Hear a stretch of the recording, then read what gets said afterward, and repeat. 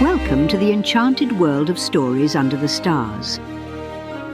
Written between Florence and Los Angeles by Lucia and Marco Ciappelli. Originally in Italian, available to read and listen in both Italian and English. Join us under the stars, where mysterious storytellers reveal enchanted worlds filled with heroes, curious beings, lost lands, strange encounters, and adventures that stretch across time and imagination, and stories that unfold where the ordinary meets the extraordinary. Some stories are light and playful, perfect for a smile and a spark of wonder. Others go deeper, written also for those who may have grown up, but never stopped imagining. Each tale is a little universe waiting to be explored. Open your mind. The journey begins. Halloween over Florence, the market of ghosts.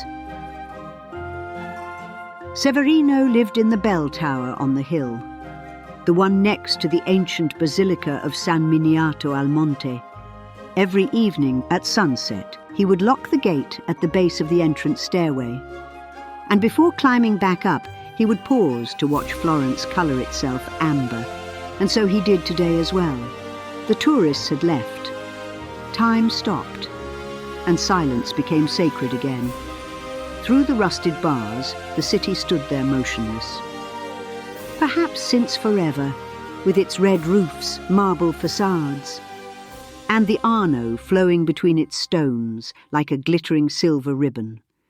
Domes and towers trembling with light, almost suspended in the air, as if everything and everyone were holding their breath waiting for twilight, and for the night that would cover it with shadows, stars, and dreams. One more glance, then he turned on his transistor radio that he had found a few years ago, and the notes of Duke Ellington's "Don't Get Around Much Anymore" filled the autumn evening. Silence may be sacred for the monks, but for Severino music was more so. Seven, his raven, didn't need to be called, and at the first notes launched himself from the cypresses of the cemetery above, circled in front of the imposing facade of the Basilica, and suddenly glided down along the stairway, to land gently on his left shoulder. "Hey, Seven, had a good day?" "Yes, could have been worse. Let's settle for that." At which Severino smiled, turned up the radio's volume and began climbing resolutely toward Le Porte del Cielo, while jazz music echoed among the ancient stones. 9 years ago, on this same day in the month of October, the Olivetan monks residing in the abbey found a child on the steps of the basilica. He was there, wrapped in fog, silent as the night, eyes curious as the wind, without name and without past. They called him Severino, I don't know why, and he grew up among prayers and silences. He played in ancient rooms and discovered his world, surrounded by books, tombs, art and mysteries never revealed. At night, a raven and a black cat accompanied him, illuminated by the moon, in the Cimitero delle Porte Sante, wandering among imposing crypts and motionless statues that whispered memories and mysteries. But on Halloween nights the whispers transform into screams and endless laments. Secrets manifest themselves, legends become reality, and dreams disguised as nightmares knock on doors lit by candles. And that full moon night was precisely this night, October 31st. And remember, whether you believe in spirits or not, nothing changes. The ghosts will come. And Severino was up there, right there, waiting for them to arrive. Leaning out the highest window of the bell tower, calm, looking at Florence from above. While Thelonious Monk's Round Midnight played on his radio, he watched, tapping time with one foot, and waited. At the second of the 12 strokes of the midnight bells, something began to happen.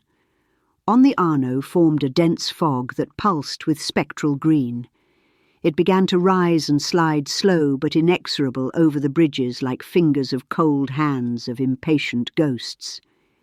It slid over the Ponte Vecchio and rolled through the streets of Oltrarno until reaching San Niccolò, where it climbed up the hill, swallowing everything it found in its path. When it reached the gate of San Miniato, it slipped through the bars and climbed up the stairs until it covered, like a high luminous tide, the entire square in front of the church. It climbed up the marble facade of the church and wrapped also the Cimitero delle Porte Sante, covering the entire hill in a cloak of mystery.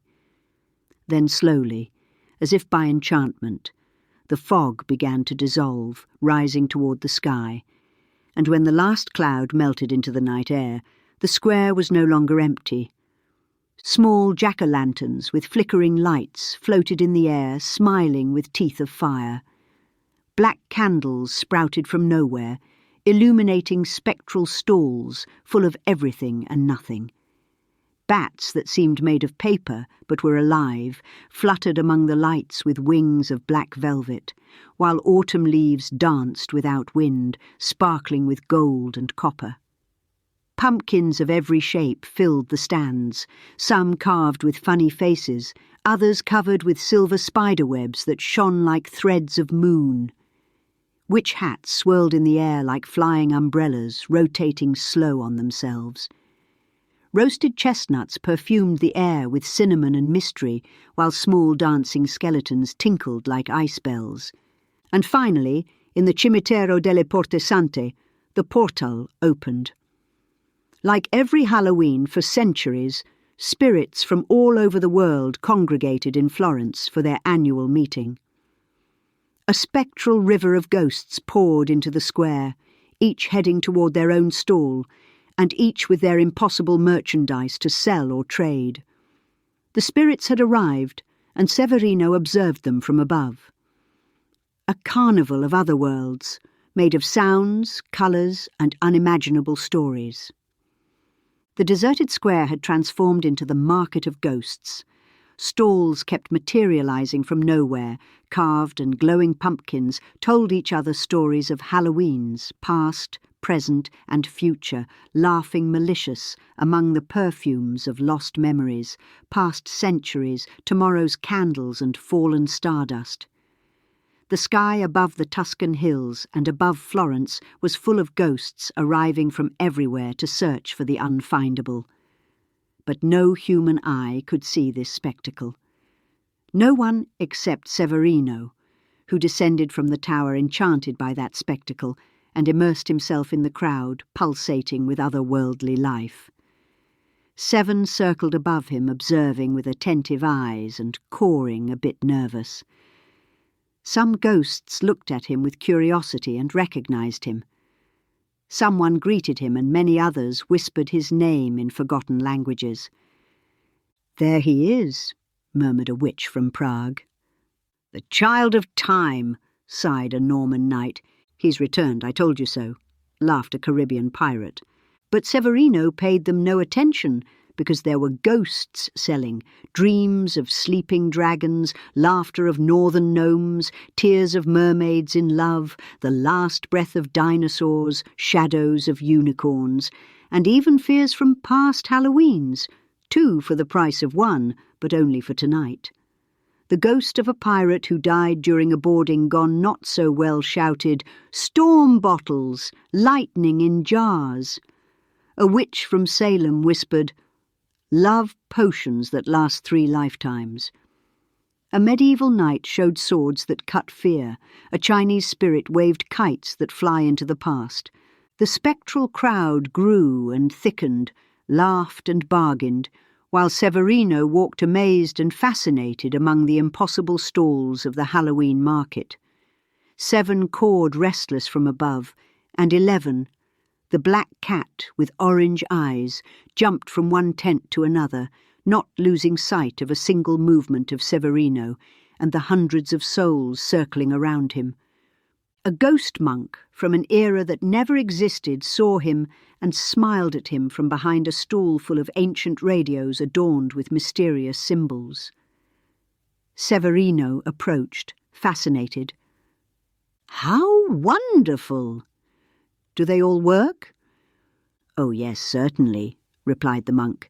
"These transmit on the waves of past, present and future time, but you don't need to buy one." The other ghosts stopped. They ceased selling, buying and bartering. They looked at Severino with respect and listened to what the collector of frequencies told him. "The transistor radio you already have is more special than you think, but to discover its true secrets, you'll have to search in the ancient crypts where everything began." And suddenly, the first lights of dawn began to illuminate the sky behind San Miniato with pink. In rush and hurry, the ghosts said goodbye, flying away in the wind. "Until next Halloween," they told each other, crossing in the sky. The stalls vanished, lanterns and candles went out. The market of ghosts dissolved like a dream. Severino found himself alone in the empty square, 7 on his shoulder and 11 sitting on the low wall. Looking at Florence, illuminating itself in the day of All Saints. He observed his old radio with new eyes, and from the ancient crypts of San Miniato, something seemed to call him. He turned it on, turned up the volume and descended the stairway in time to Chet Baker's version of Autumn Leaves. It was time to throw open the gate of the Basilica of San Miniato al Monte. We will continue this story. For now, a happy Halloween to all of you. May you always believe in magic. This story was written by Marco Ciappelli for Stories Under the Stars, Halloween 2025. We hope you enjoyed this magical journey with us. You can read this story and explore many more enchanted tales in both Italian and English at storiesotolestelle.com. If this story sparked your imagination, please like this video, share it with fellow dreamers, and subscribe for more stories from under the stars. Until we meet again, keep your heart open to wonder and your mind ready for magic.